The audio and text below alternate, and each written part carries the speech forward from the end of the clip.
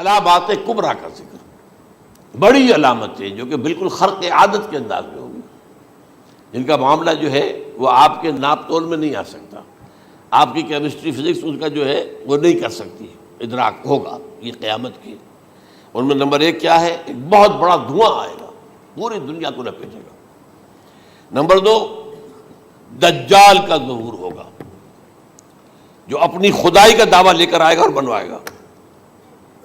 اس کے ہاتھ میں ہو جائیں گے، قبضے میں ہو جائیں گے سارے ذرائع پیداوار کے۔ اس کی طرف بھی پہلا قدم اٹھ چکا ہو، ٹرپس کے نام سے معاہدہ ہو چکا ہے۔ کوئی ملک اپنا بیج پیدا نہیں کر سکتا ہو، یہ بیج ہم نے ڈیولپ کیے ہیں۔ ان کے ڈیولپمنٹ سے پہلے تم ایک ایکڑ سے کتنی گندم لیتے تھے، آج کتنی لے رہے ہو؟ کس بنا پر؟ جینیٹکس کا جو کام ہم نے کیا ہے اس کی بنا پر ہو رہا۔ ہاں تو ہمارا حق ہے، اس کی رائلٹی ہمارے پاس آنی چاہیے۔ لہذا صرف ان اداروں سے، ملٹی نیشنل سے خریدا جائے گا بیج، اور بیج بھی وہ دیں گے وہ کہ جس سے جو فصل اگے گی وہ بیج نہیں لا سکتی، وہ بیج کا کام نہیں کر سکتی۔ جیسے آپ کو معلوم ہے کہ آپ کے ہاں جو گوشت کھایا جاتا ہے مرغے کا، تو مرغا وہ جو ہے اس میں، مرغا ہو یا مرغی ہو، اس کے اندر کوئی وہ کیفیت ہی نہیں ہے۔ ان کے انڈے جو ہے ان سے آپ بچے حاصل نہیں کر سکتے، ہے تو انڈا، دیکھنے کو تو انڈا ہے، لیکن وہ بنڈا جو ہے اس سے بچہ تو نہیں حاصل کر سکتے۔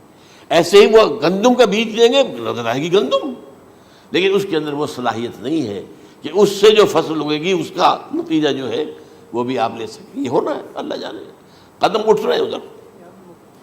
پھر یہ ہے کہ دابۃ الارض، زمین سے ایک حیوان نمودار ہوگا، زمین شق ہوگی۔ ابھی میں کہہ رہا ہوں خرق عادت ہے، یہ چیزیں وہ نہیں ہیں جو ہماری کسی حساب کتاب میں جو باتیں پہلے آئی ہیں وہ تو حساب کتاب میں آ رہی ہیں، ساری سمجھ میں آ رہی ہیں، ساری چیزیں مشاہدہ ان کا ہو رہا ہے۔ لیکن یہ ہے کہ دابۃ الارض، یہ کہتے ہیں کہ کوہ صفا، اس میں تو نہیں ہے حدیث میں، کوہ صفا پھٹے گا اور اس میں سے ایک حیوان دابہ وہ ظاہر ہوگا، تو اسی لیے فرمایا ہے وَإِذَا وَقَعَ الْقَوْلُ عَلَيْهِمْ أَخْرَجْنَا لَهُمْ دَابَّةً مِّنَ الْأَرْضِ تُكَلِّمُهُمْ، تو ہم اندر سے پیٹ کے چیر کر زمین کے پیٹ کو ایک حیوان کو برآمد کریں گے جو انسانوں سے بات کرے گا، گفتگو کرے گا۔ نمبر 4، طلوع الشمس من المغرب، یہ بھی خرق عادت، سورج تو طلوع ہوتا ہے مشرق سے، غروب ہوتا ہے مغرب میں، لیکن اس وقت معاملہ الٹا ہو جائے گا۔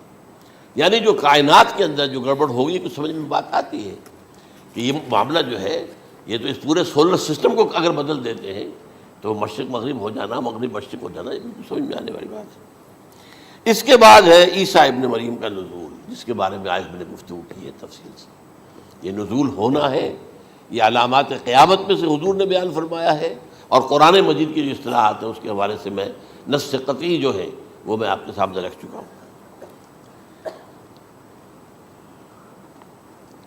پھر یاجوج ماجوج کا ایک معاملہ ہے، یہ میں ابھی اس وقت زیادہ اس پر بات نہیں کر سکتا۔ حضرت عیسیٰ علیہ السلام کے نزول کے بعد 2 کام ہو گئے، یہودیوں کا قلع قمع ختم، تمام یہود، ایک کام تو یہ ہونا ہے، اور نمبر 2 عیسائیت کا ختم ہو جانا۔ عیسائیت کی نفی کر دیں گے، بھائی میں تم مجھے خدا کا بیٹا بنائے بیٹھے ہو، میں تم خدا کا بیٹا نہیں ہوں، میں تو اس کا بندہ ہوں، رسول ہوں، میں نے تم سے کب کہا تھا کہ مجھے خدا کا بیٹا بناؤ۔ نمبر 2 یہ کہ وہ خنزیر کو قتل کر دیں گے، یعنی یہ تم نے خنزیر کب سے کھانا شروع کر دیا؟ میں تو تم کو نکاح اجازت دے کر گیا تھا، یہ تو شریعت موسوی میں حرام تھا، اور میں کہہ کر گیا تھا کہ یہی شریعت تم پر لاگو رہے گی، ہاؤ کم تم نے کیسے یہ؟ آج بھی بہت سے رومن کیتھولکس جو ہے وہ سور نہیں کھاتے، وہ اس میں ہے ان کے اندر کچھ نہ کچھ بعض جو ہے جو حضرت عیسیٰ کی تعلیمات کا کچھ اثر ان کے ہاں ہے۔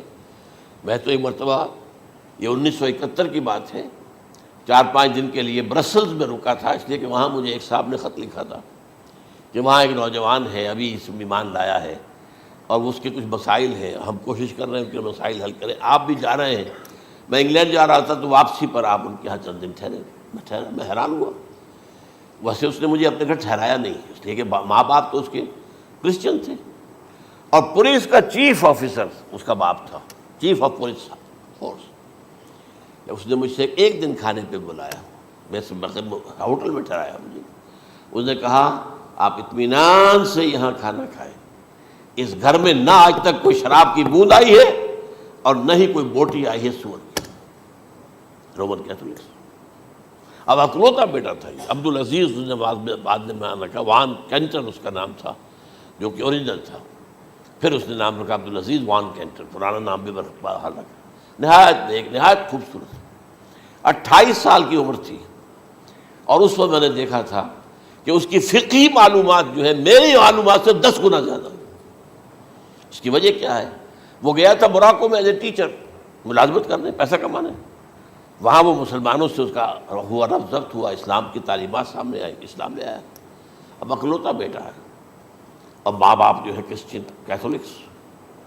جب وہاں سے واپس آیا تو پھر کہتے ہیں کہ ہمارے درمیان ایک معاہدہ ہے، وی آر لیونگ ٹوگیدر، لیکن یہ معاہدہ ہے ہم مذہب پہ بات نہیں کریں گے، بس باقی جو بھی ہے وہ ساتھ رہ رہے ہیں. لیکن میں حیران ہوا، مجھے معلوم نہیں تھا. اچھا اس کے بعد اس نے جب اسلام کا فیصلہ کیا تو اس کے سامنے سوال آیا کون سی فقہ اختیار کروں.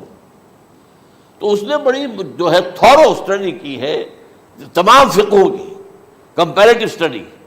ان کو کرنے کے بعد پھر فائنل فیصلہ اس کا یہ تھا کہ حنبلی فقہ میں اختیار کروں.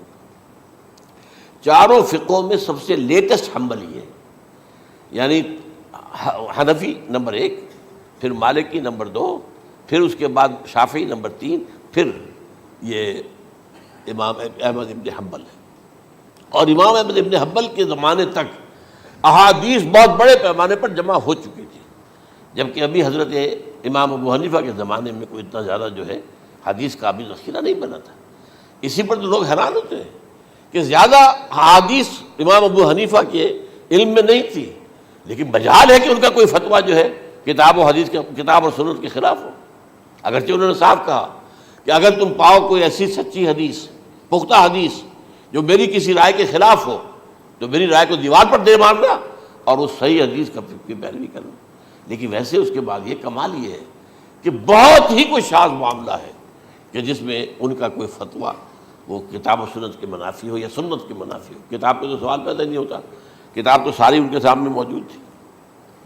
اس کے بعد یہ ہے کہ یاجوج ماجوج، اصل میں بتا رہا تھا آپ کو کہ جب عیسائیت بھی ختم ہو گئی، یہود ویسے ختم ہو گئے، استیصال ہو گیا، جڑ کٹ گئی.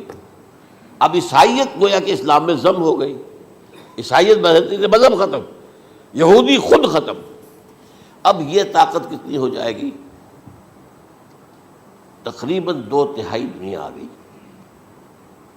تمام اب عیسائی 2 ارب کے قریب ہیں، 1 ارب 90 کروڑ ہوں گے، یا مسلمان بھی 1 کروڑ 50-60 لاکھ ہیں. دونوں کو جوڑ لیجیے کتنے ہو گئے؟ 6 ارب کل آبادی ہے. لیکن اس کے بعد آتا ہے یاجوج ماجوج کا خروج. یہ یاجوج ماجوج میرے نزدیک چائنا اور رشیا ہے. ان کی مجموعی طاقت اتنی ہوگی اور یہ اس طرح آئیں گے ہر اونچائی پر سے اترتے ہوئے، پھسلتے ہوئے. جیسے 1962 میں جب وار ہوئی تھی بٹوین چائنا اینڈ انڈیا 1962 میں، تو وہ اس وقت کا نقشہ جو آج بھی اخبارات میں پڑھتا تھا تو یاد، waves after waves of Chinese soldiers were coming down the slopes of Himalayas. یہ تو وہ ہے نا جن کی تعداد کا کوئی حساب نہیں ہے. اور رشیا اور یہ مل کر جو ہے، میرا اندازہ یہ ہے کہ جب پہلے ملحمۃ العظمیٰ ہوگی وہ عیسائیوں اور مسلمانوں کے درمیان، اس وقت یہ دونوں پاورز نیوٹرل رہیں گی. لیکن غالباً یہ بات طے کر لیں گی کہ ویپنز آف ورلڈ جو ہے ماس ڈسٹرکشن، یہ استعمال مت کرنا. اگر یہ ویپنز آف ماس ڈسٹرکشن استعمال کرو گے تو ہم میدان میں آ جائیں گے. اس میں وہ جنگ جب ہو چکے گی، پھر حضرت عیسیٰ کو فتح حاصل ہو جائے گی، اور پھر یہ کہ یہودیت ختم ہو جائے گی، عیسائیت بطور مذہب ختم ہو کر اسلام میں ضم ہو جائے گا. پھر وہ 40 برس کا عہد حکومت ہے حضرت عیسیٰ علیہ السلام. لیکن جب یہ فتح ہو جائے گی ان پر، اب یاجوج ماجوج آئیں گے اور اتنی تعداد میں آئیں گے کہ بحیرہ طبریہ جو ہے اس کا سارا پانی پی جائیں گے. یہ تو اگر آپ کو کبھی اندازہ ہو یا کوئی آپ جانیں ان لوگوں کو جو ان چینیوں سے واقف ہیں، وہ کہتے ہیں زمین پر ہلتی ہوئی کوئی چیزوں سے وہ چھوڑی چھوڑ کے کھا جائیں گے. جہاں وہ جاتے ہیں ایز اے لیبرر، وہاں کے جو سارے کتے ہیں ختم، ساری بلیاں ختم، ہر شے، وہ جو سانپ کھاتے ہیں، ہر چیز کھاتے ہیں. اور یہ تمام ایسٹرن کنٹریز کے اندر ہوتا ہے. بڑی ڈیلیشیس ڈشز ہیں یہ، سانپ وغیرہ وغیرہ، اور یہ جس طرح کھا جائے، پانی پیا ایک قطرہ نہیں رہے گا اس پر. تو پھر جو ہے اللہ تعالیٰ اس وقت جو ہے اس میں ایک ایسی بیماری پیدا کرے گا یہ سب مر جائے. یہ معجزے سے ہوگا، یعنی ان کے اوپر فتح جو ہے وہ عام لڑائی کے ذریعے سے نہیں ہوگی، بلکہ اس کے اوپر فتح جو ہوگی وہ اللہ تعالیٰ سے بوجھ، ایک بیماری پیدا ہوگی سب مر جائے گا.